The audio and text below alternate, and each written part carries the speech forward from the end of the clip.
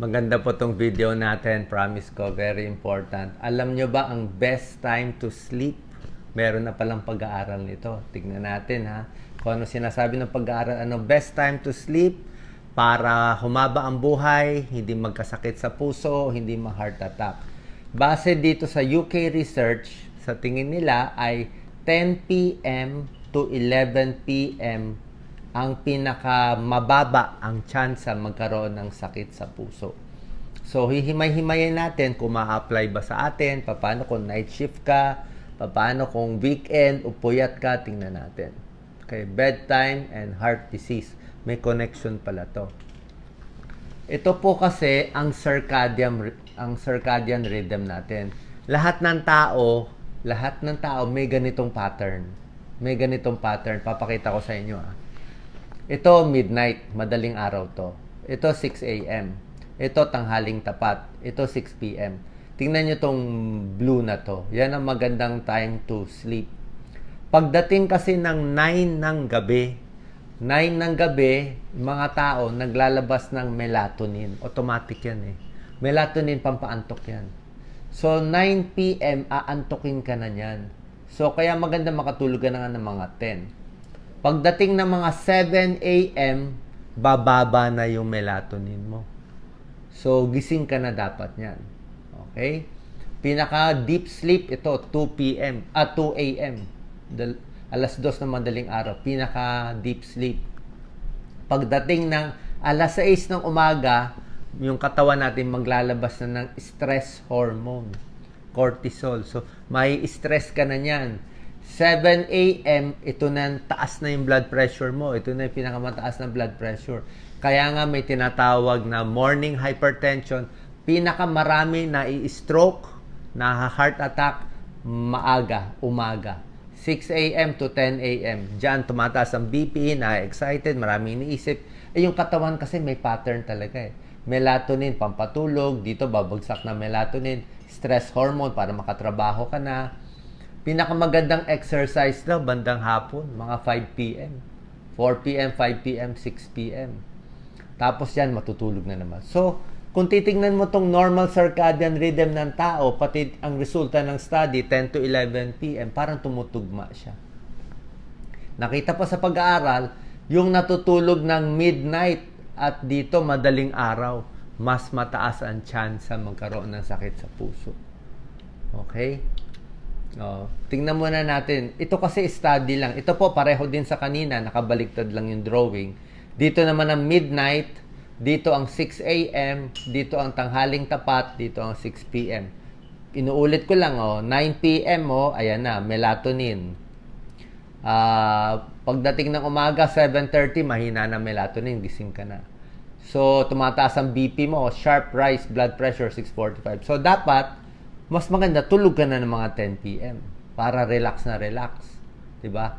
Pag mataas na blood pressure mo dito, kaya nga sabi ko sa mga may high blood, inom ng gamot sa gabi. Pag uminom ka ng gamot sa gabi, at least controlled ka na dito.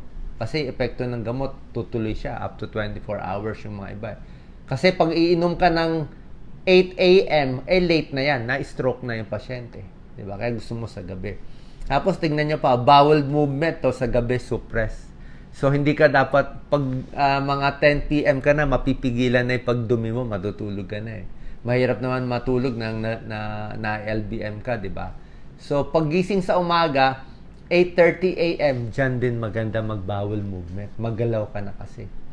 Highest testosterone daw, 9 a.m. sa mga pagtatalik. Ewan natin kung tama to. Pero 9 a.m. daw. Very alert sa umaga. Coordination, reaction time sa hapon. 5 p.m. Muscle strength, exercise. Mga dito maganda mag-jogging.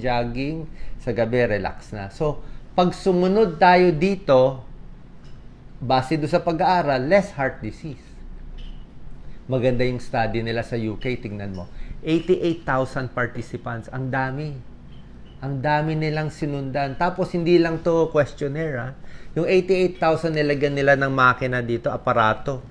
Accelerometer. Nilagay nila dito para malaman talaga kung kailan siya nakakatulog, kailan siya gumigising. ang nakita, yan chinek nila maigi. Ang resulta, ito po, yung study nila, 2021 lumabas, European Heart Journal.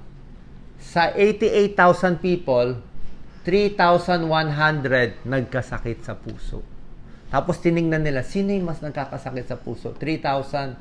Tapos yung mga pinag-aralan na edad, ang edad nila from 43 years old to 79 years old. Medyo matatanda ang pinili nila para kasi mas malaking chance magkakaroon ng sakit sa puso. Average age 61. So pag ganitong age group, maganda 10 to 11 p.m., 3,000 nagkaroon ng sakit sa puso. At ang pinakamababa na less na nasali dito ay 10 to 11 p.m. Na-check na yan kung smoker ba siya, mataba ba siya, na-balance na yan. At tignan niyo po, ito po yung nakakagulat.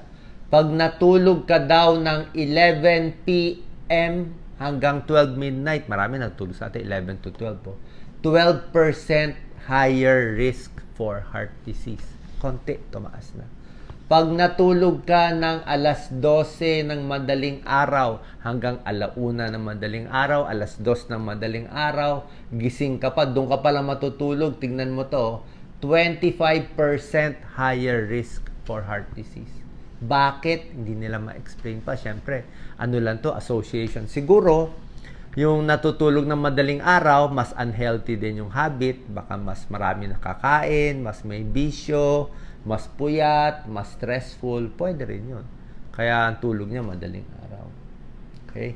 Tapos yung risk nakita nila mas mataas sa babae. Pag sa babae, mas kailangan talaga mas 10 to 11 p.m. tulog ka na. Tapos nakakataka din, yung mas maaga rin matulog, mga 8 p.m., 9 p.m., may higher risk din siya. So hindi ko alam bakit mas mataas ito. Siguro baka mas may sakit o dahil hindi lang natin nasusunod itong pattern na to. Kung sobra aga kasi, ang gising mo na rin nandito na. 4 a.m., 3 a.m., gising ka na. So, medyo namamali ka dito sa pattern. Paano yung mga night shift workers? Hindi natin masabi, hindi naman ito na-test sa night shift workers.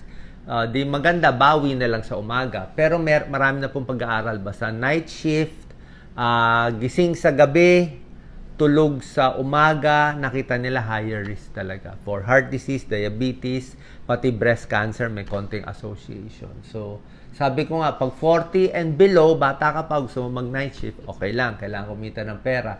Pero kung 50 years old ka na, iwas na tayo sa night shift. Kasi, hindi na po maganda, baka magkasakit sa puso. Okay? Yan ang nakitang resulta.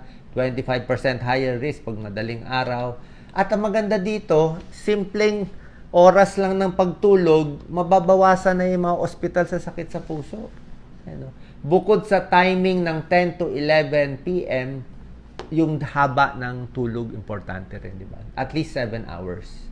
Pero bukod sa 7 hours, yung oras tama rin dapat. Okay? Yan ang ideal. Pero syempre, dapat pag-aralan pa rin bakit ito. Pero maganda na itong trial na ito. Okay? Ang sabi nga ng mga researcher, 3 bagay lang daw kailangan gawin ng tao. Kailangan natin kumain, kailangan kumain ng healthy, uminom ng maraming tubig, at matulog. Libre ang tulog eh. Diba? Sa libreng tulog, mababawasan ng 25% yung sakit mo sa puso. Pwede na yan. Makakatipid na ang Pilipinas yan. Diba? Mas konti mapupunta sa heart center. Diba? Kung susundin lang yung tamang tulog at hindi magpupuyat. Kaya yung mga nanay, pasa nyo to sa mga anak ninyo, yung mga late matulog. Okay? Lagi nga may labas. Kaya mas maganda aga-agahan na lang. Paano makatulog ng tamang oras? Stick to a regular schedule. Pati weekend daw to. Weekend. Diba tayo, minsan weekend po yan. Same time ang tulog, same time ang gising. Sa gabi daw, wag na magpapailaw. Okay? Pag gabi na, wala ng artificial light. Kasi artificial light, nakakababa ng melatonin. Kaya dapat yellow light. Yellow light is better pag gabi na. Pwede ka may yellow light, hindi masama. Pero pag bright lights, lalong hindi maganda doon sa melatonin natin. Pagising na umaga, 6 a.m., mas maganda po maglakad-lakad, magpa-araw. Para umayos nga doon tayo sa cycle. 6 a.m., gising na kasi. Physical activity, sa umaga, sa hapon, okay. Wag lang po yung malapit na matulog bago magja-jogging. Mahirap din yun. Cellphone, pwede gamitin yung blue light para hindi bumaba yung melatonin.